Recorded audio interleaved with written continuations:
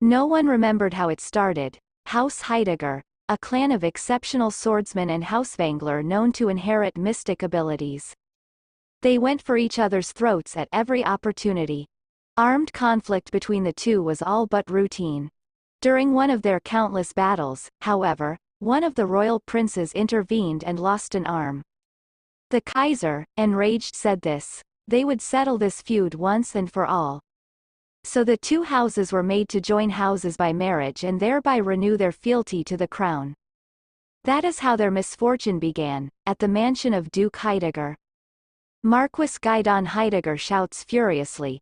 He already has his heart set on another woman, yet he was being forced to marry. His father stated that it's better he bears His Majesty's ire alone than let the entire house suffer. That day, contrary to Gaidon's despair, had been the happiest day in Paula Wengler life. She couldn't believe that she was going to marry the Marquis. It was a dream come true. She was so happy to think that she would marry the man of her dreams. But happiness cannot coexist with despair. Later on, she begged him to stop, but he told her she shouldn't dare draw another filthy breath. He would rather do it a seller of the body than her. This isn't what she hoped for. Sadly, this isn't the marriage of her dreams. It's a hideous nightmare. The Kaiser asked why he hadn't produced a child. He exclaims that it almost seemed as if they were only pretending to be married.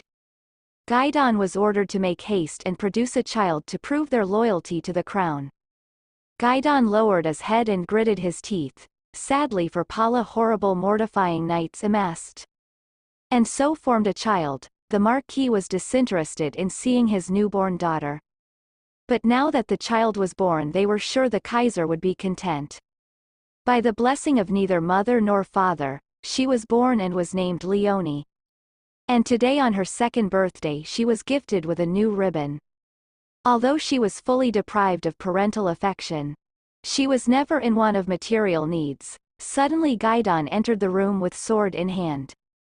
Paula asked what is the meaning of this. He grabbed a hold of her, accused her of taking her life. He knew she used to dote upon him, so that's the reason why he believes she got rid of the one he loved. Paula laughed and said that she had nothing to do with her.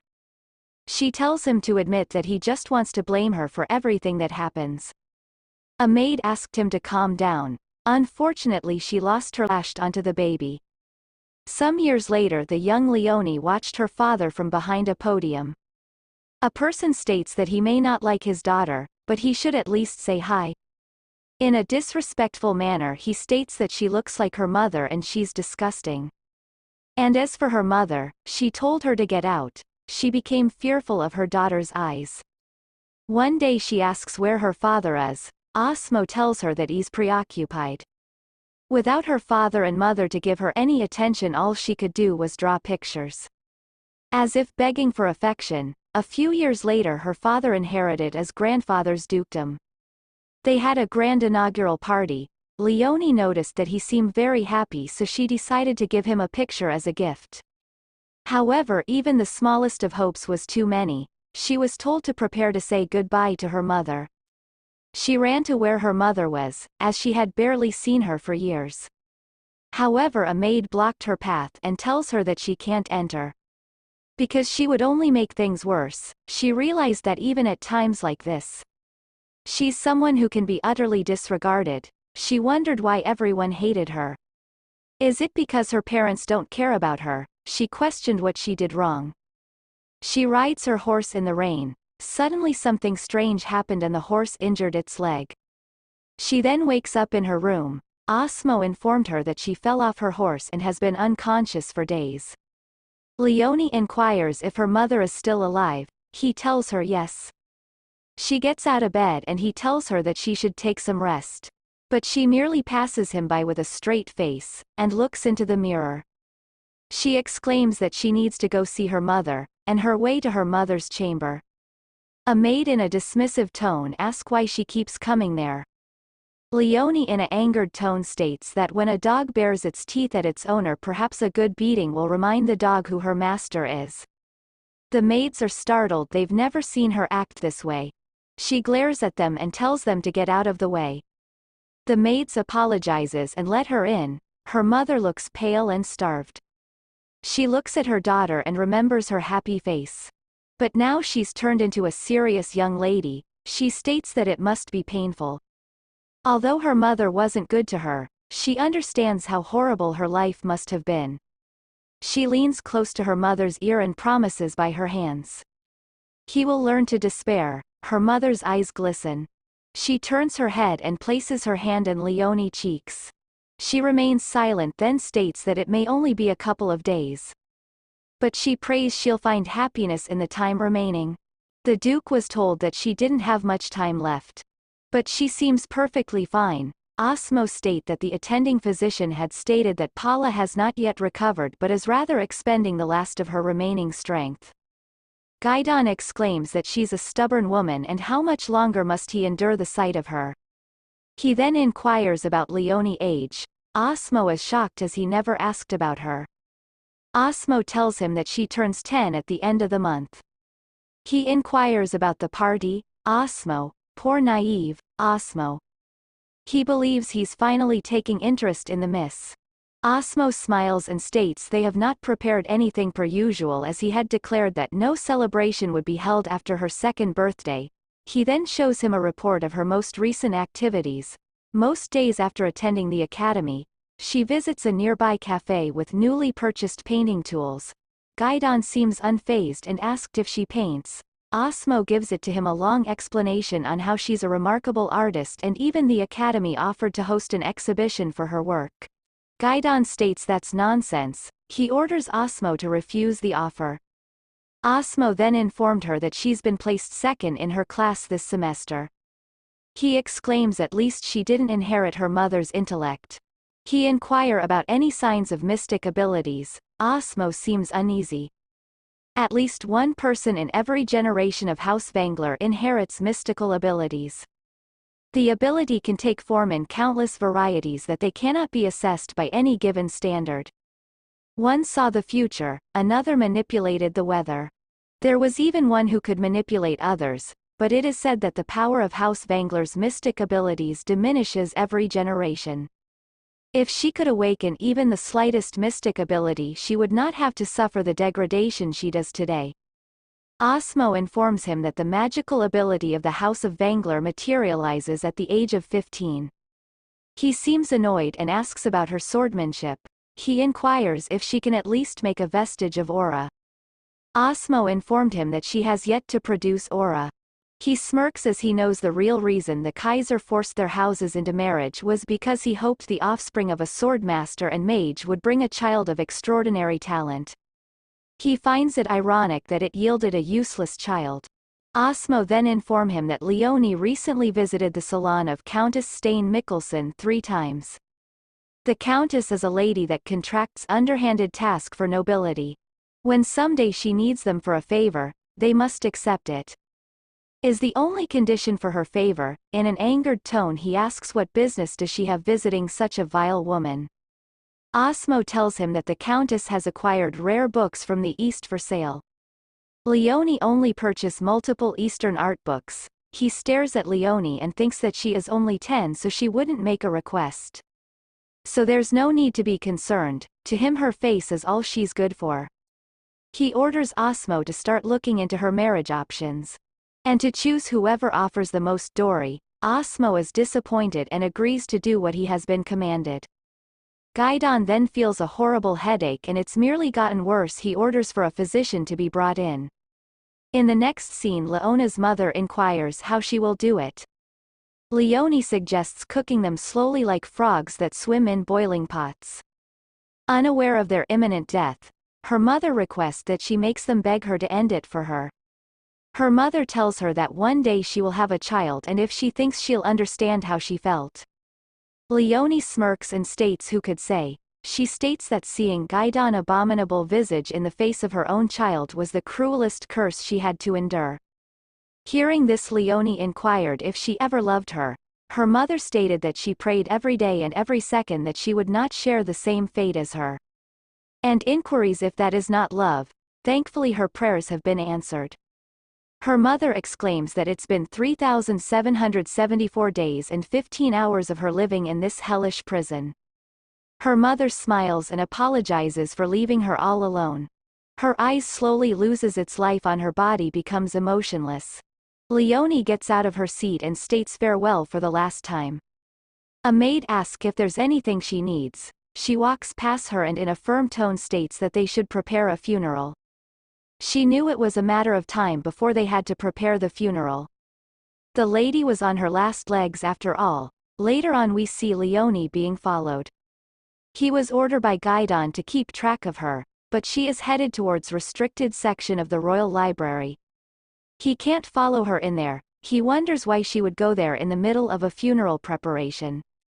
A older gentleman guides her to the Kaiser. She bows and greets him. The emperor is very pleased, and the day of the funeral a maid informs her that many important people will attend the funeral. The maid requests to tie her hair so she can look her best for them. Leonie raises her hands and tells her to leave it. She will no longer humble herself to cater to people's delicate sensibilities. She walks along the hallway and meets her father. She greets him. He glares at her and wonders when she learned to acquit herself so courteously. He tells her she's finally wearing a face he can bear to look at.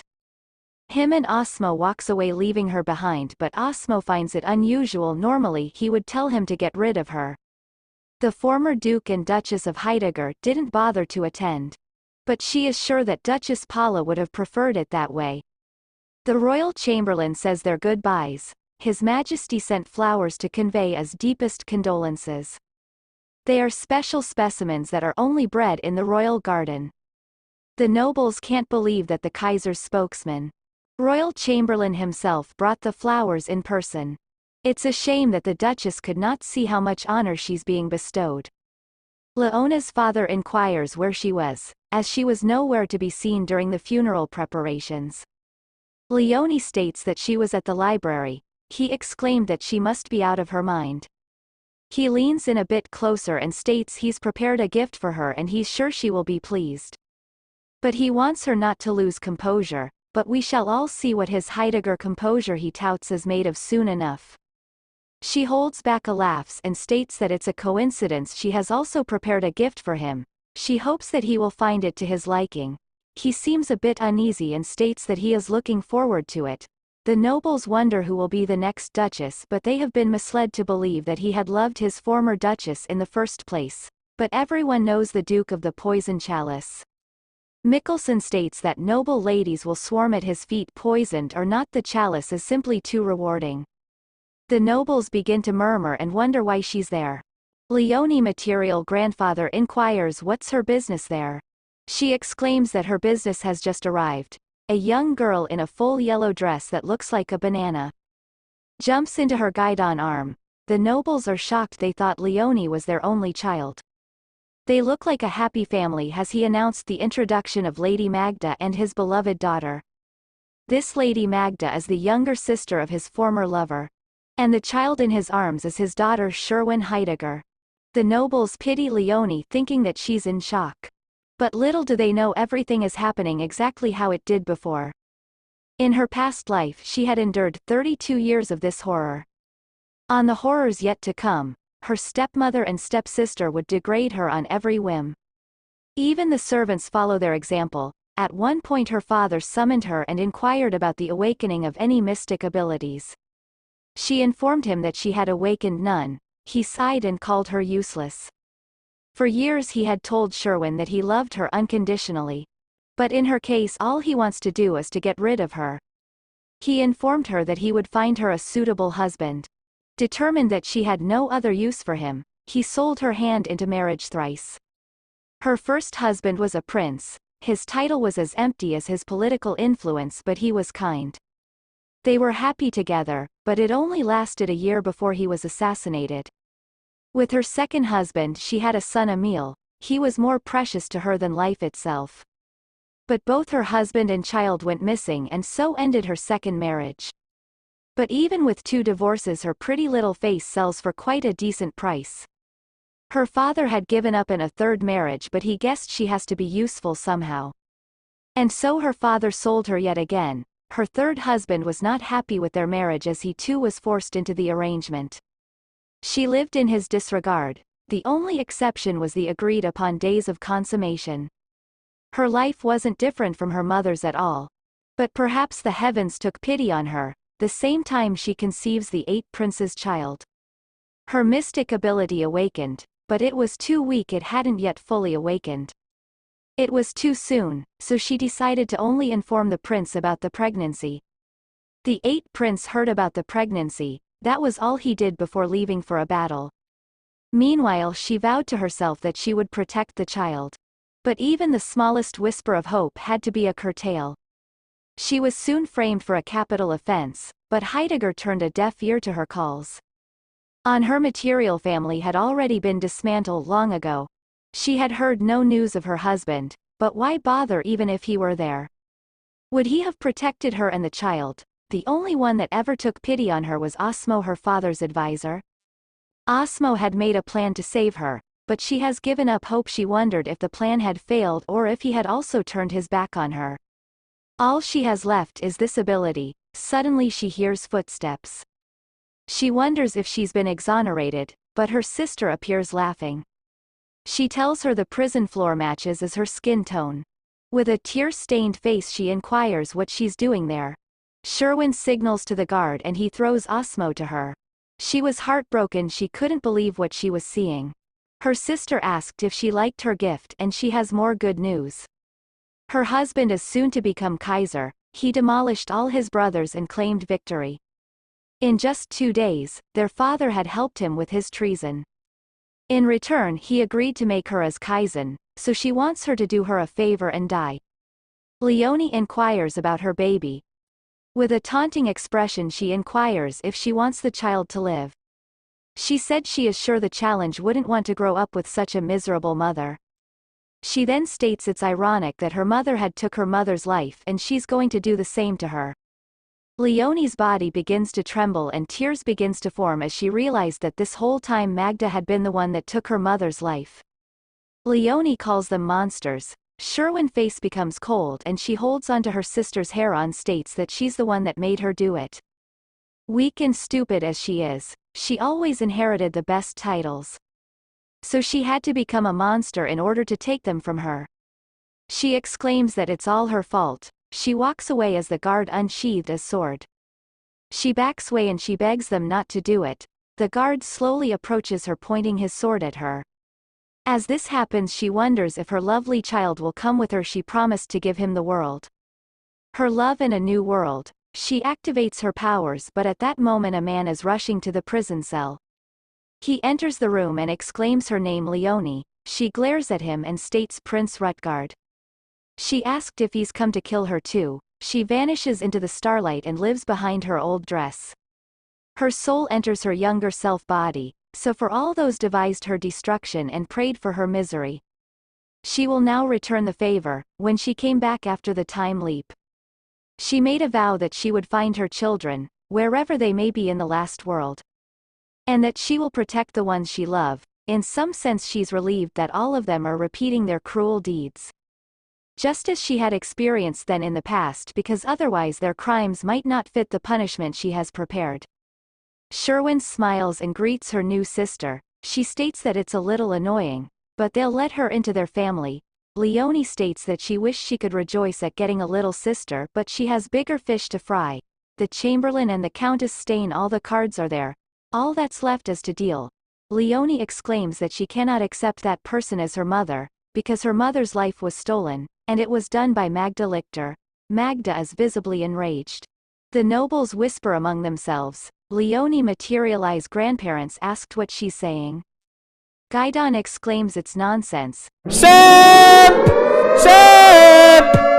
Shame! He looks down upon her asked if she's lost her senses in shock. The woman states if he wants evidence they're sitting over there. We see 2 bruised maids. Wait a minute, these 2 looks familiar. The 2 maids were bought off by Lady Magda years ago. They slowly poisoned the Duchess for years on the orders of Magda. There's a letters of admission of guilt, the vials of poison they used to get rid of her and the purchase receipt of said drugs by Lady Magda. Also the Chamberlain submits evidence for their inspection. The Duke wants to say something but he lowers his gaze like a coward. He waited for so long for them to be happy together. But she is a reaper. He grits his teeth and tower over Leonie and asked what she's playing at. Leonie cries and states he is too important to discard his duties for love. He is taken aback and Magda tells him it's all nonsense. But just like that, Leonie turned the mighty Duke Heidegger into an incompetent fool blinded by love. She sniffles and states that she only wanted to make her mother better. So she read every book in medicine she could find. She realized that her symptoms pointed to something terrible. It's called the potion of inheritance. The potion of inheritance is a nickname for a chemical called arsenic. It's extremely toxic, used for medicine and fertilizer. Consumption will cause a slow death resembling chronic disease. It is commonly used among heirs and relatives arguing over inheritance of wealth and title. Her mother suffered from frequent vomiting and diarrhea. She coughed blood and bled from between her legs. She knew for certain when she showed signs of dehydration and spotted pigmentation on her skin. But Gaidon won't stand for this. He exclaims that those are common symptoms of chronic disease. Yes, I'm a simp. Leonie wipes the tears from her eyes while crying. She states on the day of her mother's passing. Her mother said something that made everything make sense. Her grandfather pat her on the back and states that he's there for her. She looks into his eyes and nods. Her mother had said that her medicines sometimes smell like soap. Soap is the main ingredient of the potion of inheritance. The Chamberlain inquires if the Duke would like to add anything else. He remains silent. The Chamberlain states in behalf of the Kaiser. He commands that Magda Lichther is under suspicion of taking someone's life for further investigation by royal guards. Sherwin holds on to her mother's dress while crying. Magda looks at Gaidon with a worried expression. He exclaims she is his wife and she is pregnant. They must show her every courtesy and respect until her charges are finalized. Unfortunately for him, but happily for us, she's just getting started. Her grandpa feels that he should have stopped her the first chance he got. He wanted her to escape to the countryside, but she had refused to escape. Instead, she revealed that she loved him. They begged her to reconsider, but there was no talking with her. Her grandmother thought she had cut ties with them because of their argument. The reason she had suffered on her own was because she could not tell what her parents would do if they found out about her situation. It was her choice and she felt that she had to take responsibility. The grandfather approaches the Chamberlain and states until it can be said for certain that Leonie's life is not under threat, her grandpa will be her official guardian and caretaker. Leonie is surprised. Originally her maternal grandfather was infuriated by Gaidon's announcement. He simply left the capital that day to never come back. It's different for how things originally happened, with House Wengler intact. It will be much easier to exact her revenge.